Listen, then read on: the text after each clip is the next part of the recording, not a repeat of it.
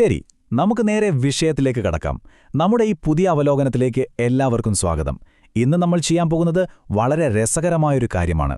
നിങ്ങളുടെ വീട്ടിലെ അടുക്കളയെ, പ്രത്യേകിച്ച് ആ പച്ചക്കറികളൊക്കെ ഇരിക്കുന്ന ഫ്രിഡ്ജിനെ കൗതുകമുണർത്തുന്ന ഒരു സയൻസ് ലാബായി നമുക്കൊന്ന് മാറ്റിയാലോ? അതെ, നാം ദിവസവും കഴിക്കുന്ന ഭക്ഷണത്തിലെ സാധാരണ പച്ചക്കറികൾക്ക് പിന്നിൽ ഒളിഞ്ഞിരിക്കുന്ന അതിശയകരമായ ചില ശാസ്ത്രസത്യങ്ങളാണ് നമ്മളിന്ന് കണ്ടെത്താൻ പോകുന്നത്. സത്യം പറയൂ, നിങ്ങളുടെ ഫ്രിഡ്ജിലുള്ള സാധനങ്ങളെക്കുറിച്ച് നിങ്ങൾക്ക് ശരിക്കും എത്രത്തോളം അറിയാം?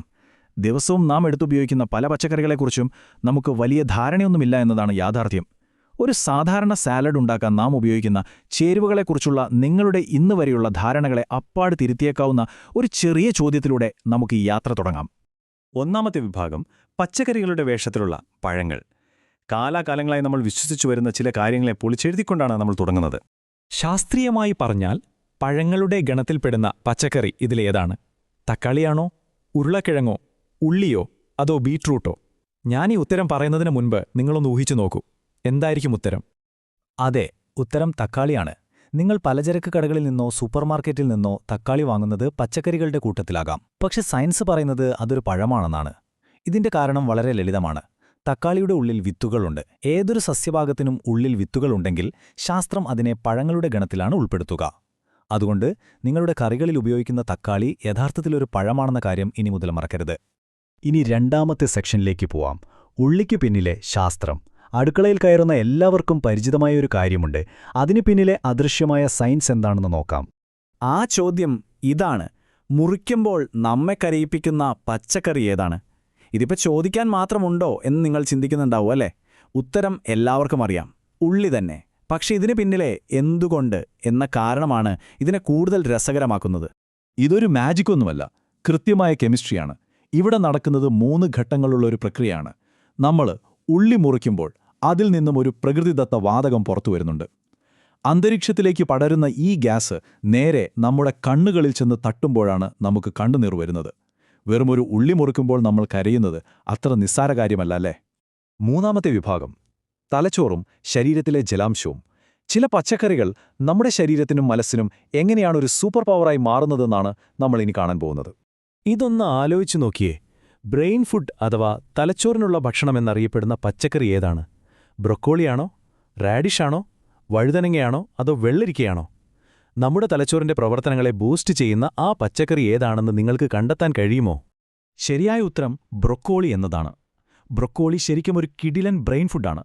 നിങ്ങളുടെ ഓർമ്മശക്തിയെ സപ്പോർട്ട് ചെയ്യാനും തലച്ചോറിന്റെ മൊത്തത്തിലുള്ള ആരോഗ്യം മെച്ചപ്പെടുത്താനും സഹായിക്കുന്ന പോഷകങ്ങൾ ഇതിൽ നിറഞ്ഞിരിപ്പുണ്ട്. ഇനി നമുക്ക് ശരീരത്തിലെ ജലാംശം നിലനിർത്തുന്നതിനെക്കുറിച്ച് സംസാരിക്കാം. ഇതിൽ ഏറ്റവും കൂടുതൽ ജലാംശമുള്ള, നമ്മുടെ ദാഹം മാറ്റാൻ സഹായിക്കുന്ന പച്ചക്കറി ഏതാണെന്ന് ഊഹിക്കാമോ? ഉരുളക്കിഴങ്ങ്, വെള്ളരിക്ക, ഗ്രീൻ പീസ്, അതോ ബീട്രൂട്ട്? ഉത്തരം വെള്ളരിക്കയാണ്.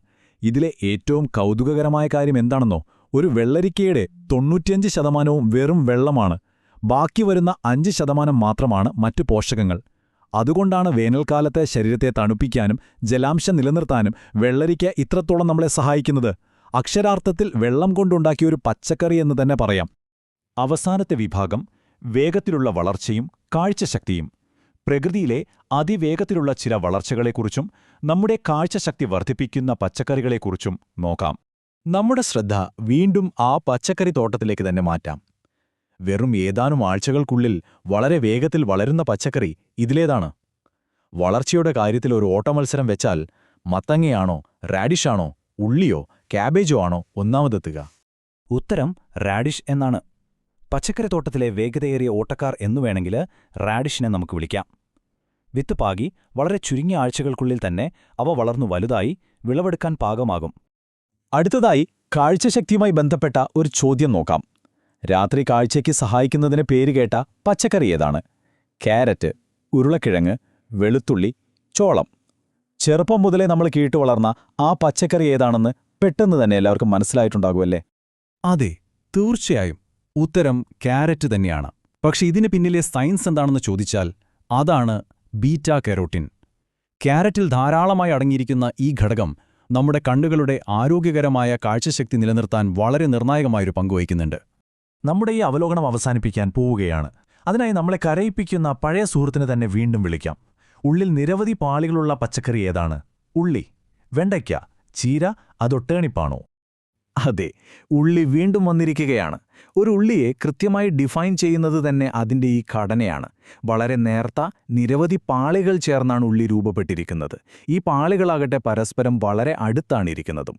നമ്മൾ ഇതുവരെ കണ്ടത് നമ്മുടെ അടുക്കളയിൽ തന്നെ ഇരിക്കുന്ന പച്ചക്കറികളുടെ മറഞ്ഞിരിക്കുന്ന സയൻസും അവയിലെ പ്രകൃതിദത്ത വാതകങ്ങളും പച്ചക്കറികളുടെ വേഷം കെട്ടിയ പഴങ്ങളെക്കുറിച്ചുമൊക്കെയാണ്. ഇതെല്ലാം മനസ്സിലാക്കി കഴിഞ്ഞ സ്ഥിതിക്ക് നിങ്ങളിതൊന്ന് ചിന്തിച്ചു നോക്കൂ. ഇനിയൊരിക്കലെങ്കിലും ഒരു സാധാരണ സാലഡിനെ പഴയതുപോലെ നിങ്ങൾക്ക് കാണാൻ കഴിയുമോ? നിങ്ങളുടെ അടുത്ത ഭക്ഷണത്തിൽ മറ്റെന്തൊക്കെ അവിശ്വസനീയമായ ശാസ്ത്രരഹസ്യങ്ങളായിരിക്കും ഒളിഞ്ഞിരിപ്പുണ്ടാവുക?